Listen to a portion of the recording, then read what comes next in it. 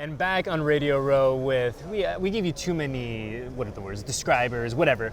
Friend of the program. That's great. Myles Simmons, Yes. who has spent time in Vegas, who's now with our friends at PFT, doing all of the content things. Myles, good sir, it is so good to see you here. It is always good to see you too, Eddie. Always good to chop it up as we get on the record, as opposed to our conversations that are off the record. That might be better fodder, but that's why we don't put them on the record. Yeah, that's smart. Everyone here aligned. That's probably the best way to do it. As we sit here, though, at kind of the beginning of Combine Week, what are you hoping to get out of the next 3, 4, 5 days here in Indy? Well, I like to sort of get a gauge as to sort of where there might be movement in the next few weeks. I think the biggest domino that everybody's expecting to fall is whether or not the Bears are going to trade the #1 overall pick, right? And if it's me, I'm not doing that. I don't really necessarily think it's a hard decision, when you have somebody like a Caleb Williams or Drake May available at #1 overall.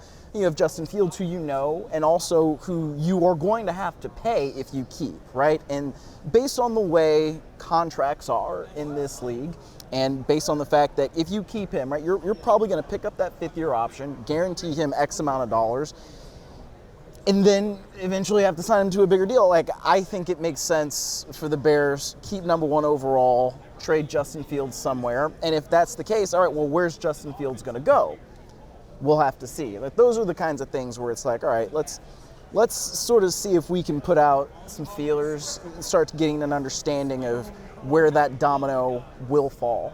It's interesting too, like I said, very early in the week, but I think one thing I've been kind of surprised by is talking to folks and hearing from Tom Telesco earlier this afternoon, where he said it doesn't feel like, in his perspective, there's a clear kind of consensus on how the top portion of the quarterbacks kind of shake out this year, right? Yeah. And to me that feels, obviously someone like you who is just watching from afar, it feels like you have a pretty clear 1, 2, 3 in Caleb, Drake, and Daniels, depending on how you want to shake those 3 out. But I was interested to hear that Tom kind of views it, I don't want to say differently, but he says, 32 teams are going to evaluate those tiers of quarterbacks in 32 different ways.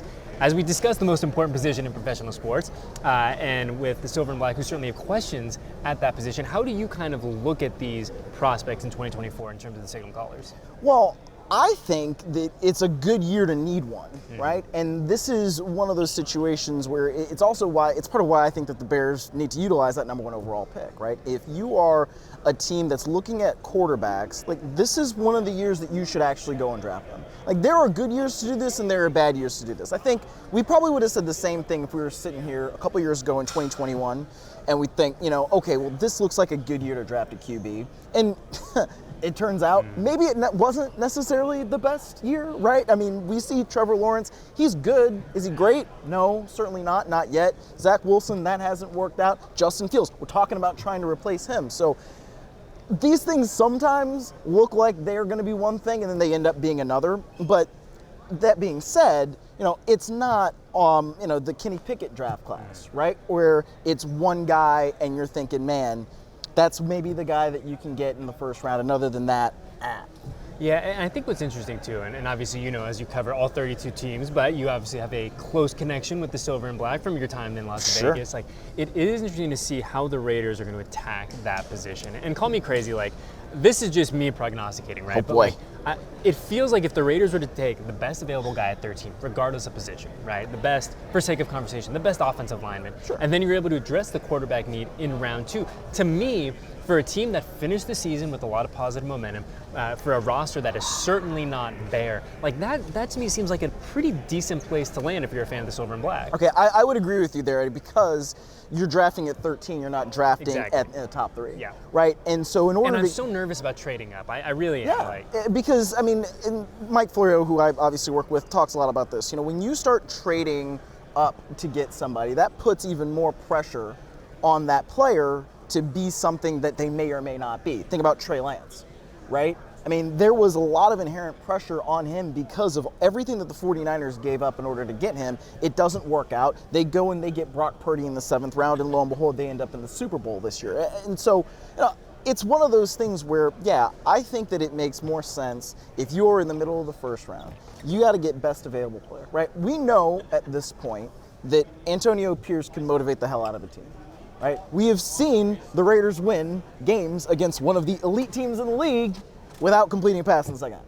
So like, these things can happen, right, if you construct your team the right way. But I think if you were drafting in the top 5, it'd be one thing, right? If you're at 13 and you don't necessarily have somebody that you love right there, that you really feel confident about building around, then yeah, maybe you pick a player at a premium position, like an offensive lineman, like another edge rusher to pair with Max Crosby, like somebody in the secondary that you're going to need in order to lock guys down. That to me makes a lot of sense. I'm glad you brought up AP, and AP certainly has been, has kind of, I think in the best possible way, understands the heartbeat of the fan base, right? He understands what it means to be a Raider. He understands about leaning in, and we talk about, hey, there's 32 teams and 31 teams might do it a certain way, then we're going to do it a little bit differently. And that's okay, and we should embrace that, and that should be celebrated. I think when we kind of zoom out, though, the pairing of him and Tom Telesco, and we heard from Tom earlier this afternoon, he goes, look, he was asked about a lot of AP's media appearances and, the stuff that he's talking about, and Tom goes, look, for me, it's great. He goes, I'm really boring. AP can be, really entertaining, and we're gonna balance each other out. But to me, like, that's how I see it, though. They're gonna be a perfect marriage in terms of a personality fit, in terms of a guy like Tom, who's done it, who's been in the league for a long time, Antonio, who is young, on the ascent. Like, to me, it just seems like a perfect partnership going forward. It does seem like they do strike a good balance of yin and yang, if that's the way we want to term it, and I think having somebody who is experienced like Tom Telesco in building a roster, and building a roster that is supposed to compete in the AFC West, I think that does kind of give the Raiders an advantage from that personnel standpoint. Now, those picks have to be right, and you have to be able to say, okay, can this player be in this system and do the things that we need them to do well? Can we train these guys with our coaching staff? And so big coaching staff, right? A lot of experience in that coaching staff too. Are those guys going to be able to fit together well? That's, to me, is one of these things, these underrated things about the draft, and I'm sorry to take your question in a different direction, but like, it's one of these things that's also in life. If you don't go to the right place, and if you're not in the right situation, it's going to be very difficult for you. I mean, I've experienced this professionally, where it's like, okay, I took this job is great. Oh, well, I could go to this other job. Well, maybe let's go do that. And this is not really what I thought it was going to be. And it doesn't necessarily mean I am bad at my job or whatever. There's an element of right place, right time, right? Exactly. Yeah. So, that's the other aspect of this. And guys who are able to thrive under Antonio Pierce might not be able to do so elsewhere, right? And the same is true. Guys who might thrive elsewhere might not be Raiders. And that's something that Pierce has talked about, and I like that. I think that if you are going to have a head coach who wants to really create, I should say, a pure identity for what a team should look like, then that's what you got to do.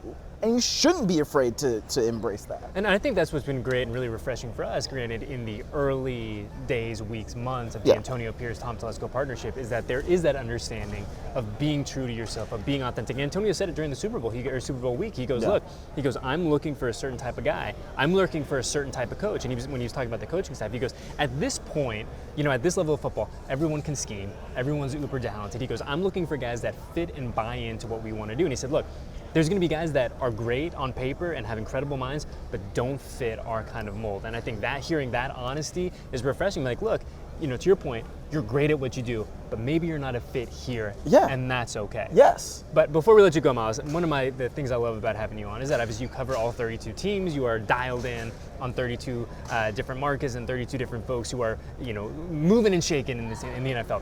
As we zoom into the AFC West, though, my goodness, we are never boring, right? Certainly not. You look in Los Angeles this year, Jim Harbaugh at the helm, what the Broncos are going to do with Russell Wilson, incredibly interesting. The Chiefs just won a Super Bowl again, and here we are with the Antonio Pierce-Tom Telesco marriage off and running. When you look at the AFC West, what are the big storylines, the things that you want answers to in the coming weeks and months? Oh, well, first of all, let's start with the Chiefs, right? Are they going to be able to retain Chris Jones and L'Jarius Sneed? And that's something that Brett Veach, their GM, was talking about earlier today, where he says, we do have a tag, and I anticipate probably using it to maybe try and help keep both of those guys. So that's something that's really interesting. And when you're talking about those two, those are two elite players. right? And like I cover the Rams for a long time, as you know. I don't know who in the audience is, but if you have guys like an Aaron Donald and a Jalen Ramsey, right? Like you got the guy who can rush, the guy who can cover. That makes everybody else's job on defense that much easier. So if the Chiefs are able to keep those two guys, it certainly helps them in trying to defend another Super Bowl title. The next thing, I guess, would be Russell Wilson, right? I mean, I think we all anticipate he's not going to be back with Denver next year, no matter what he said on Brandon Marshall's podcast.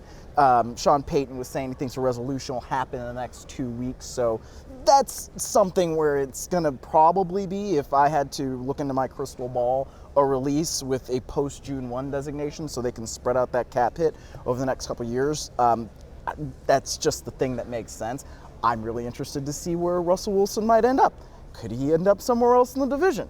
I don't know. I mean, you're talking about a guy that could take a veteran minimum salary because he's got all this other money coming to him because of the contract he signed with the Broncos a couple of years ago now. So that's interesting. And then the Chargers, look, I don't know what the Chargers are going to be. I think that they're going to be better. Teams that hire Jim Harbaugh don't usually get worse.